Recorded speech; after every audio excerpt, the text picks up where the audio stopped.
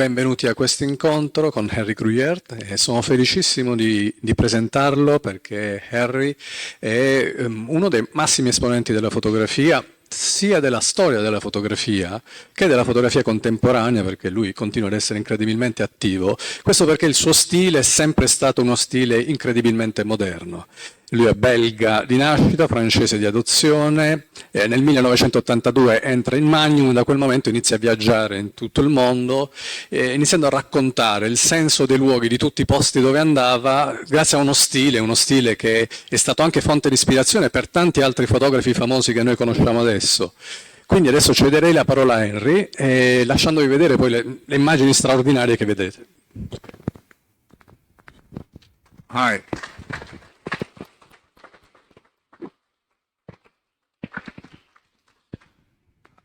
Hello. The first thing I will show you, I'm Belgium, and I came from a very Catholic environment, and I ran away to Paris as soon as I could when I was about 21. As well, because the more interesting photographers were in Paris or London or New York than in Belgium. And in Belgium as well, very few interesting movie makers going on. So I left to Paris and I started work in different things. I did some fashion. I started to work in Morocco and India and in different places. And but I knew that Belgium was an interesting place visually, and that there was very little was done there in terms of good photography. And so I went back and forth from Paris quite often between the 70s and the 80s to Belgium, and I had a list of all this very big Spanish influence in Belgium, and many carnivals and religious processions which were going on, and I had a list of all those places, so I went to a lot of them.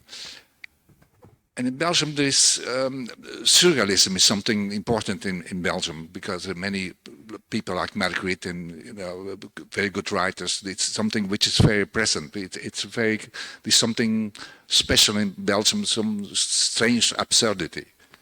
The advantage I had that I was not living there anymore, so I could take distance, because the most difficult thing is to do something in the place you live, because you think everything is normal, and especially in Belgium, nothing is normal.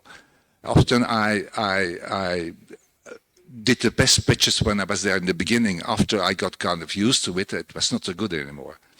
The strange thing is as well, I was already involved in color. I didn't see any color in Belgium. Everything looked gray.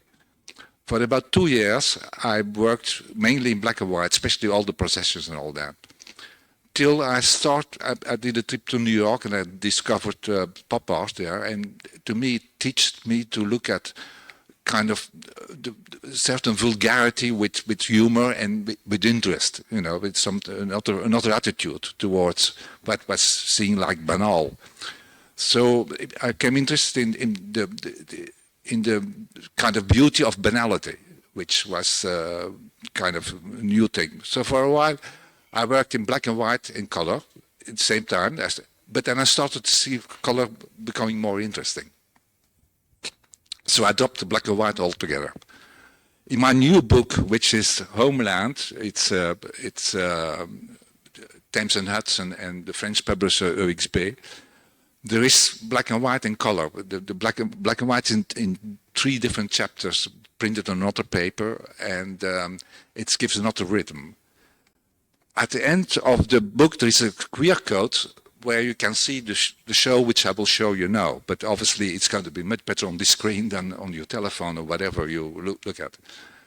And so for many years now, I've been doing many books, but often with the books, I make another edit, put things in sequence, and make projections out of it.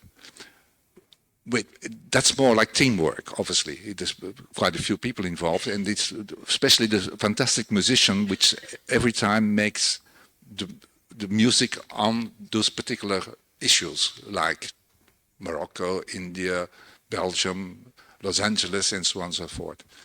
he's extremely good. It's like making music for movies, actually. You know, it has to have a flavor of the place, but without doing it too much. For example, I tried in the beginning. I tried on India, put Indian music, and it doesn't work at all. It becomes like folkloric. You know, it has to be something, but it has to be much more subtle. So I think the best thing about photograph is not to talk too much, but looking at things. So we do the projection now of Homeland, which will start black and white and then going over into color.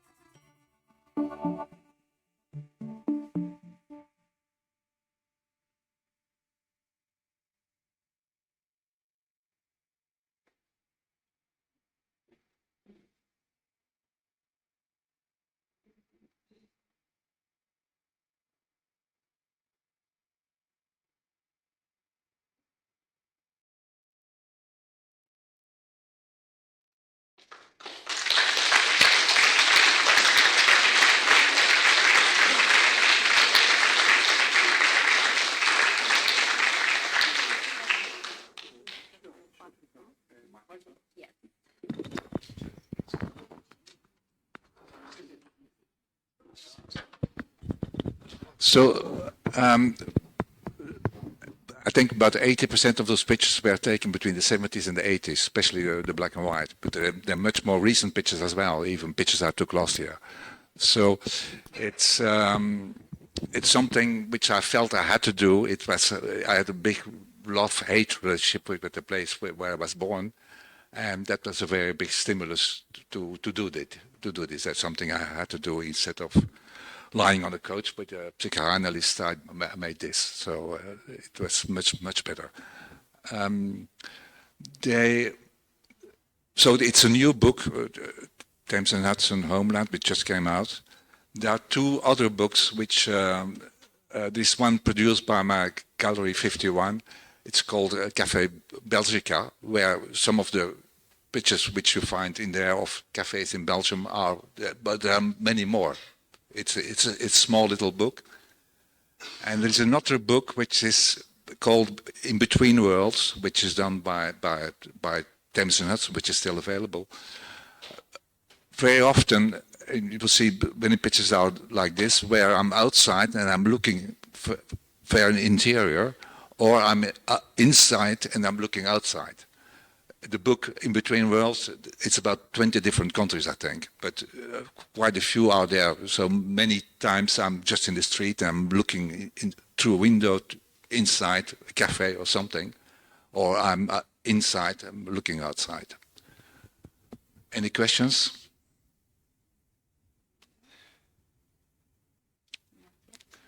Not yet.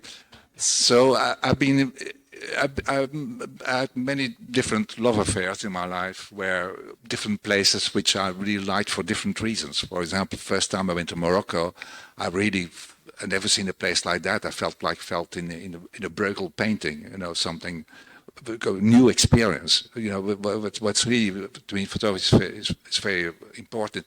Is the experience. You feel, you discover something new. You're excited about something you find again new. India, for example, is mind blowing. It's just if you go there first time, you could hate the place, but at the same time you could love the place. It makes you really you know what to think. You think you have an opinion about something. You think you understand, and straight away something happens. You were completely wrong. So things keep changing all the time, and it's such a human experience where often people live in very difficult circumstances, especially in towns, and they kind of smile. They kind of, they're not that furious. I mean, they should be furious, but it's amazing how they can cope with different. What's really amazing, I will show India now, but at one time you will see there's a performance of a very traditional story in Kerala. It's a performance with Lost all night. It's just amazing. It's really very, very long story. It's what's her name again? Well, my mind is going, but okay, doesn't matter. And I arrived there in a very small room where they were dressing up, and nobody cared about me. I had to work on a tripod, which meant because it was very little light, and I found my space, and nobody bothered, and everybody found his space. What's really amazing in India, that in trams or buses or anywhere, everybody gets around and everybody takes care of himself. But it's an amazing experience where it's so crowded, and you can sit there and have your own space. That's a great experience. Okay, let's look at India.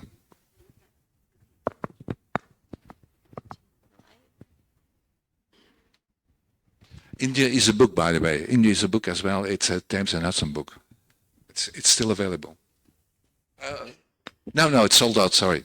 The French version is sold out. Maybe the English you'll find. I don't know.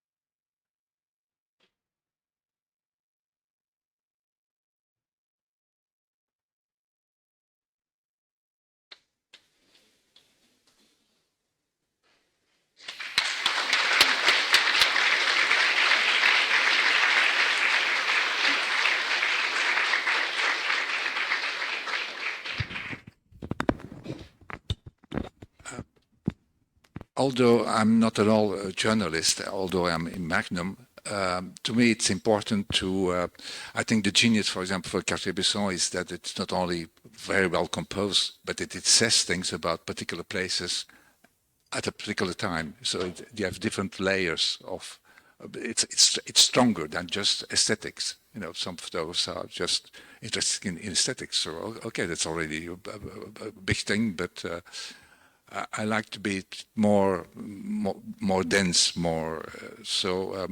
and doing a projection like that is not as well. It's not a portfolio of your best pictures. I mean, I hope your best pictures go in there, but it's a question of sequence. You know, it's different as a book. It's like cinema, so it's a different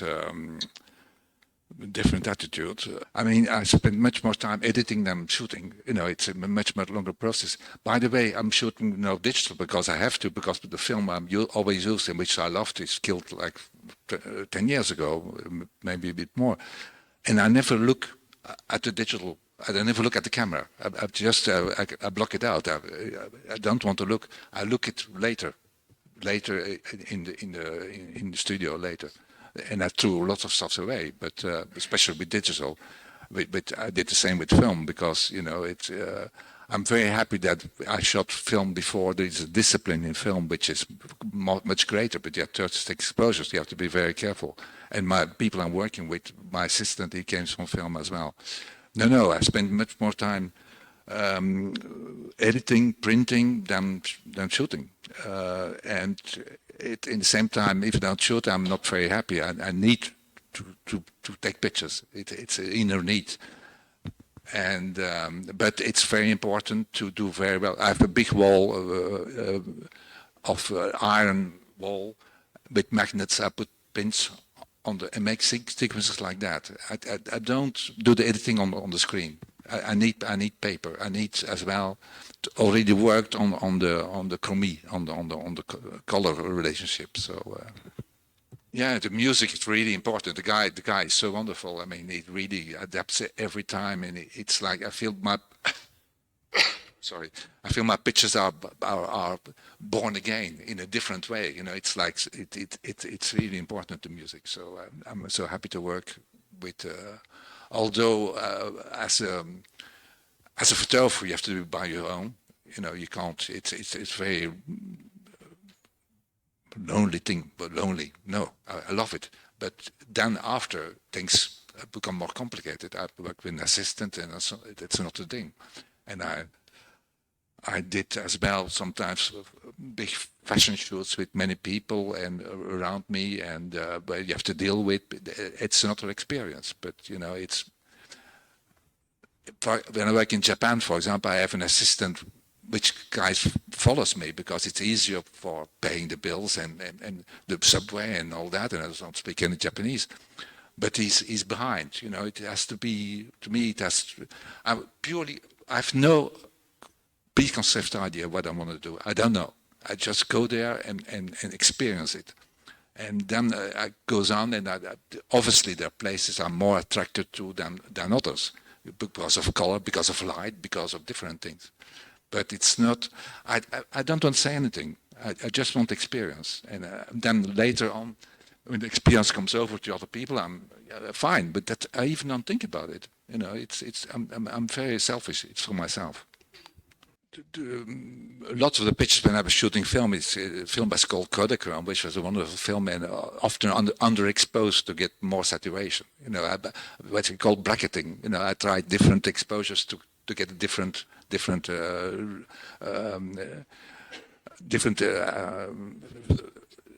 another saturation, and then as well I work a lot in the lab, you know, to pull things down or bring them up or saturate it or do other things. So it's a lot of work after as well. But you know, it's basically, if things are not there, they're not there. That's it. I never manipulate things. I don't put.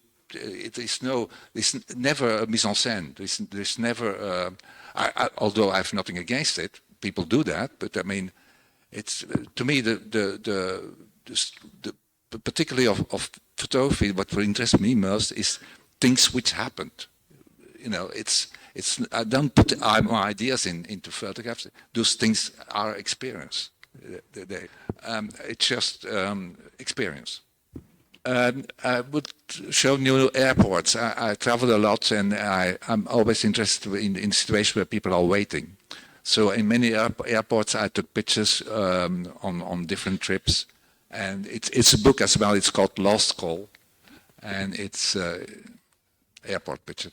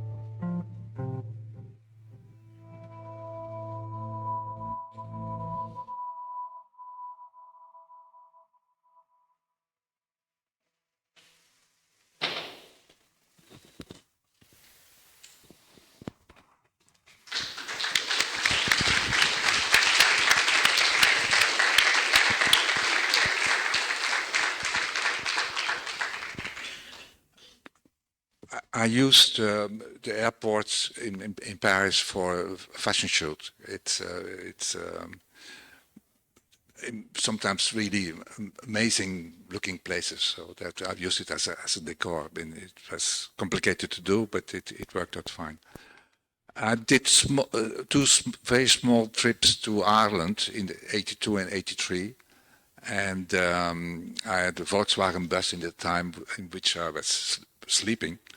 And I love the place. And let's look at it.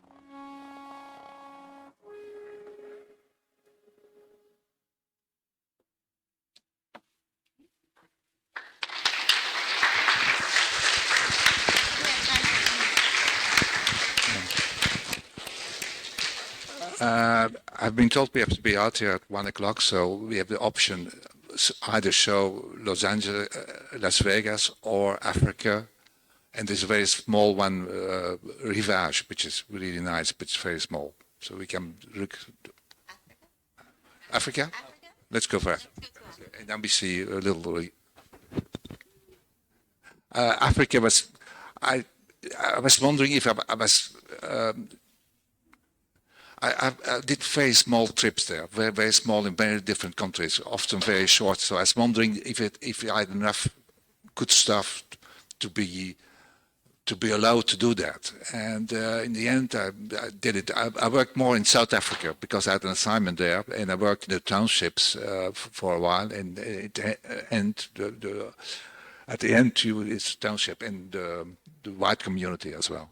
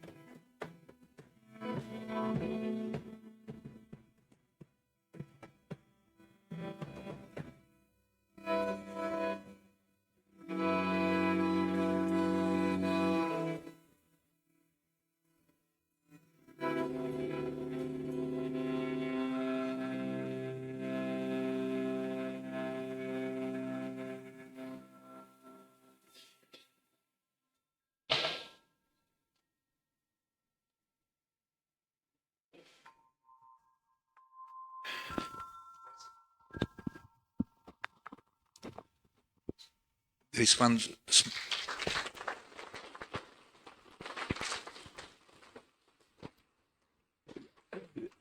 This is not a book yet, but it probably will become a book.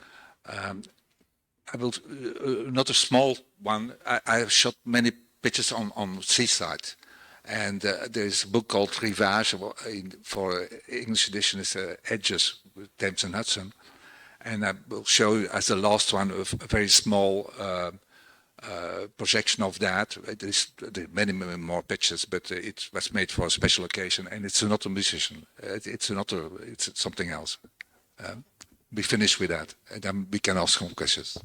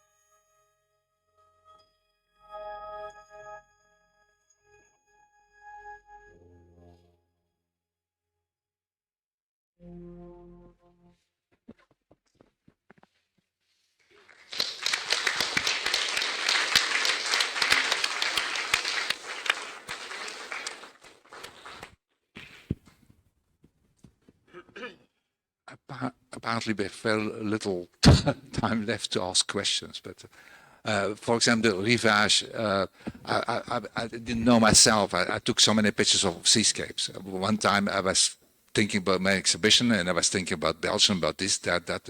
Oh, I said, look, I have so many seascapes. I didn't know. It's just an attraction. You know, it was never a concept. And there's many, many more. Very definitely, yeah. I'm really Belgian. I mean, although I live in Paris for much longer, for 50 years, You know, it's I suppose it's a Belgian, you know, Enzo painters. You know, yeah, I'm sure. I'm sure it's although I hate chauvinism, you know, in any way. I'm sure I'm influenced by you know, I'm big influenced by French painting as well, especially the Impressionist and all that. You know, I really was very fond of that. So it's a mixture, but yeah. The music happened only when we made the sequence, and he's composing by himself, and then he lives in Brussels and is going back and forth, and then we interfere. We say, oh, that's okay, but what about this? What about this? And it works by himself, and then we interfere. We suggest stuff. Always the same. Well, no, the latest one it's somebody else. The airport by somebody else, but 90% it's the same musician, which is an accordionist actually. He's a wonderful accordionist, but he's able to do all kind of different things. There's a documentary which is made about my work, which is lost about 90 minutes, and he made the music on that. And I discovered him. I liked the music very much. I didn't know the guy. And so then I asked him if we could work together, and since we've been working together for the last 10 years. First sequence, yeah, definitely. Yeah. We don't change the sequence in relationship to music. We change the music in the, you know, later. You know, it's a way of behaving. It's a way of discovering. It's a way of it's pleasure. I mean, at the same time it's a bit aggressive, but in the same time it's pleasure. It's a complex thing. At the same time it's true. You want to say things about it, but if I see things which I like and I don't have my camera or do something stupid and I'm doing wrong, I'm very frustrated. Things that frustrate me most is things I missed. I mean, things I've seen or I experienced, and I didn't have the camera, or I behaved not the way I should have done it in terms of framing or something. It's frustrating, but you know, still. No, it's many different frames. Obviously, shooting film, you have to be much more careful. But you know, of course, things build up gradually. You're happy about the lighting situation, about the colors which you see, and then you always hoping that something is going to happen in that frame, which makes it stronger. So those things build up gradually. But sometimes you try. It's a question of trying to make order out of chaos as well, like in people, like in Calcutta, in places with so many things, 100 million things going on. It's trying to make order. No, they're different frames, but you choose the strongest one. You know, it's a question of anything. You know, you try to things build up gradually, and yeah, it doesn't come. No, it's not one shot. It's editing. What was wonderful in Ireland when I was there, in the same time you had about 5 or 6, maybe 10 different lighting situations. You know. Dark, raining, sun, boom, boom, boom, boom. Absolutely wonderful to have. That's really wonderful for a photographer when the weather keeps changing. You know, there's no summer anymore. Too bad. I think I did it in 82, 83, and this I think I did. There's a little Martin Parr thing about it, certain situation on the sea, but this was a couple of years before, you know, Martin Parr, you know. But Martin Parr is much more. I think I'm a bit kinder than Martin, which is really much more English kind of, you know. I like his work. That's not the point, but I mean it's a different attitude. Thank you.